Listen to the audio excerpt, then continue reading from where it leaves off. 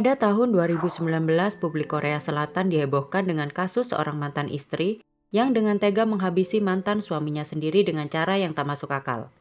Wanita itu bernama Ko Yoo-jong. Yoo-jong merupakan anak pertama dari 3 bersaudara yang lahir pada tanggal 2 Februari tahun 1983. Berasal dari keluarga dengan kondisi ekonomi yang cukup, membuat kehidupan Yoo-jong dijalani nyaris tanpa masalah berarti. Ayahnya sendiri diketahui mempunyai sebuah bisnis rental mobil yang sukses di kota Jeju. Namun sayangnya, kondisi ekonomi yang stabil itu tak dapat membuat bahtera rumah tangga kedua orang tua Yoo-jong bertahan. Ibu kandungnya diketahui mengajukan gugatan cerai ke pengadilan. Setelah kedua orang tuanya bercerai, Yoo-jong dan kedua adiknya tumbuh bersama ayah dan istri barunya. Perpisahan kedua orang tua Yoo-jong saat itu tak begitu mempengaruhi caranya bersikap.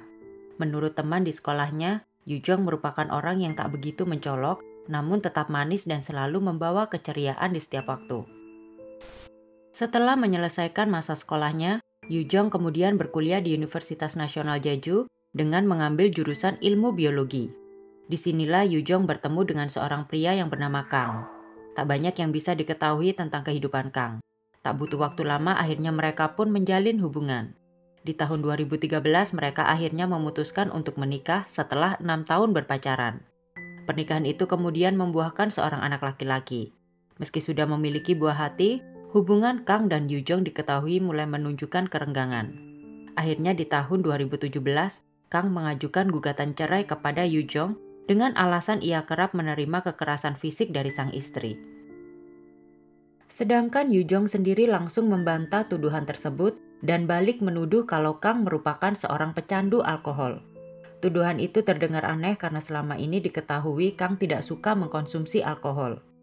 Awalnya Kang ingin mengambil hak asuh putra mereka, namun pengadilan memutuskan untuk memberikan hak asuh kepada Yoo-jong karena menganggap Kang masih tak memiliki kemampuan finansial untuk merawat putranya. Ditambah lagi Kang saat itu masih menjalani program doktoral di Universitas Nasional Jeju. Walau begitu, pengadilan masih memperbolehkan Kang untuk mengunjungi putranya setidaknya 2 kali dalam 1 bulan.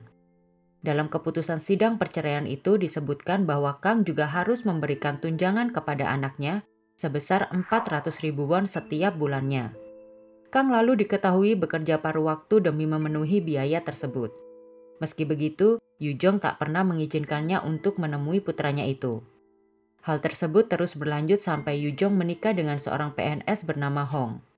Kondisi itu rupanya membuat Kang mulai merasa frustasi. Ia kemudian mengajukan gugatan kepada Yoo-jong karena dianggap menghalanginya untuk bertemu putranya. Akhirnya pihak pengadilan memberi perintah kepada Yoo-jong untuk mempertemukan Kang dan anaknya di tanggal 25 Mei 2019. Yoo-jong pun mau tidak mau harus mematuhi keputusan tersebut. Di tanggal 25 Mei 2019, mereka pun bertemu di sebuah penginapan di Pulau Jeju. 2 hari kemudian, adik Kang tak dapat menghubungi kakaknya. Kekhawatiran pun mulai muncul karena tak biasanya Kang tidak memberi kabar kepadanya. Ia kemudian melapor kepada pihak kepolisian Jeju. Mereka kemudian mencoba menghubungi Yoo-jong yang diketahui merupakan orang terakhir yang bersama Kang. Saat dihubungi lewat telepon, Yoo-jong langsung menangis dan mengaku saat itu Kang berniat melecehkannya namun gagal karena ia tolak. Setelah itu Kang pun langsung kabur begitu saja dan tak kembali lagi ke penginapan. Tentu keterangan Yoo-jong terdengar aneh karena niatan Kang hanya ingin bertemu buah hatinya yang sudah 1 tahun tak ditemuinya. Polisi kemudian meminta Yoo-jong untuk datang langsung ke kantor polisi untuk dimintai keterangan lebih lanjut. Namun ia menolak dengan alasan saat itu ia sudah tidak berada di Pulau Jeju. Namun Yoo-jong menambahkan jika Kang sempat mengirimkan sebuah pesan permintaan maafnya atas apa yang ia lakukan. Selain itu menurut Yoo-jong, 2 jam kemudian keluarga Kang melaporkan percobaan menghilangkan nyawanya sendiri. Atas pernyataan Yoo-jong tersebut, pihak kepolisian kemudian mencari informasi dengan berusaha menemukan ponsel milik Kang, namun tak berhasil. Di titik ini polisi mulai menemui jalan buntu. Mereka sama sekali tak mencurigai Yoo-jong karena ia sangat kooperatif dalam memberi keterangan. Namun tidak dengan adik Kang. Ia merasa masih ada yang janggal dengan hilangnya Kang. Dengan nekat ia kemudian mencoba melakukan investigasi sendiri. Hal pertama yang ia temukan adalah rekaman CCTV dari gedung di samping penginapan. Dalam rekaman tersebut terlihat Kang masuk ke dalam penginapan di tanggal 25 Mei 2019. Lalu di tanggal 26 sore, Yujong dan anaknya juga terlihat memasuki penginapan tersebut. Di tanggal 27 pagi, Yujong terlihat keluar dengan membawa 2 kantong besar dan membuangnya ke tempat sampah.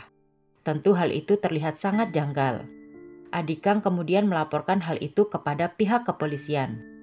Di tanggal 31 Mei 2019, kepolisian langsung memeriksa kamar penginapan tersebut. Mereka menggunakan tes dengan luminol guna mencari bercak darah di ruangan itu.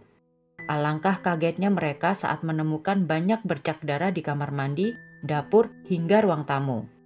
Keesokan harinya Yujong pun ditahan atas tuduhan pembunuhan mantan suaminya Kang. Saat di dalam tahanan, Yujong kembali merubah keterangannya. Ia mengatakan kalau saat itu Kang berusaha memukulnya. Kebetulan Yujong yang kala itu sedang membawa sebuah pisau langsung menikam mantan suaminya tersebut. Ia berkilah hal itu dilakukan demi melindungi diri. Dalam kasus ini ada satu kesalahan fatal yang dilakukan oleh pihak kepolisian. Di tanggal 4 Juni 2019, tim forensik menuju TKP dan mengambil foto dan juga sampel. Pemilik penginapan yang mengetahui hal itu langsung meminta izin untuk membersihkan TKP terlebih dahulu. Anehnya saat itu polisi memberi izin pemilik penginapan itu. Tentu sebuah TKP sudah lagi tak relevan setelah dibersihkan. Banyak petunjuk yang harusnya dapat ditemukan seandainya polisi tidak mengizinkan pembersihan itu. Sementara itu, Hong, suami kedua Yujong, mengunjungi istrinya di penjara. Saat itu Yujong lalu menanyakan hal yang janggal. Ia menanyakan apa polisi sudah menyita tas miliknya. Mendengar hal itu, Hong pun berusaha mencari tas tersebut. Di dalamnya terdapat sebuah resep obat tidur bernama Zolpidem. Hong kemudian menyerahkan tas tersebut kepada polisi untuk diinvestigasi lebih lanjut. Disinilah benang merah kasus ini terungkap. Di tanggal 9 Juni atau 4 hari sebelum masa tahanan Yujong selesai, polisi memastikan terdapat kandungan obat Zolpidem dalam sampel darah milik Kang. Tentu saja temuan ini membuat Yujong tak dapat lagi berkilah. Polisi lalu mengungkapkan kronologis peristiwa ini. Di tanggal 9 Mei 2019, tepat setelah mandat pengadilan tentang hak Kang untuk menemui anaknya harus dipenuhi, Yujong diketahui menggunakan ponselnya dan mencari informasi tentang obat penenang, penggiling, nikotin dosis tinggi, sampai tas travel. Kemudian di tanggal 17 Mei, Yujong mendapatkan resep Zolpidem yang saat itu digunakan dengan alasan insomnia yang ia derita. Selain itu, Yujong juga diketahui sudah mempersiapkan gergaji dan peralatan lainnya dalam bagasi mobilnya. Demi melancarkan aksinya, Yujong sempat berpesan kepada pemilik penginapan agar ia tak diganggu oleh siapapun.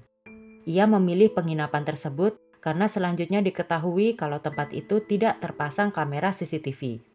Di tanggal 22 Mei, Yujong tertangkap kamera CCTV di supermarket saat sedang membeli pisau, pemutih pakaian, dan sarung tangan karet. Di tanggal 25 Mei, Yujong, Kang, dan anaknya pun akhirnya bertemu di sebuah taman. Setelah sempat belanja, mereka akhirnya menuju penginapan yang sudah disiapkan Yujong. Malam harinya Yujong memasak kari untuk Kang. Disitulah ia memasukkan Zolpidem ke dalam masakannya. Beberapa saat kemudian Kang pun pingsan. Saat itu Yujong menyuruh anaknya untuk bermain game di ruangan lain. Hal itu dilakukan agar ia lebih leluasa untuk menghabisi Kang. Yujong kemudian menikam mantan suaminya itu berkali-kali hingga tewas.